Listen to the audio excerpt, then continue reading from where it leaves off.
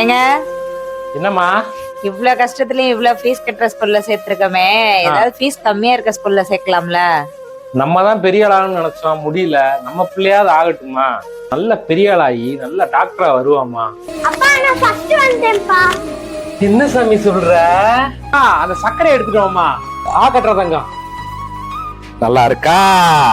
நல்லா இருக்குப்பா. இப்ப எதுக்குப்பா வாயில சக்கரையை போடுற? நீ தானே சாமி ஃபர்ஸ்ட் வந்துட்டீல சாமி. ஓகேப்பா. எதுலடா தங்கம் ஃபர்ஸ்ட்? எல்லா சப்ஜெக்ட்லயுமா இல்ல ஏதாவது ஒரு சப்ஜெக்ட்லயா? சப்ஜெக்ட்ல இல்லப்பா.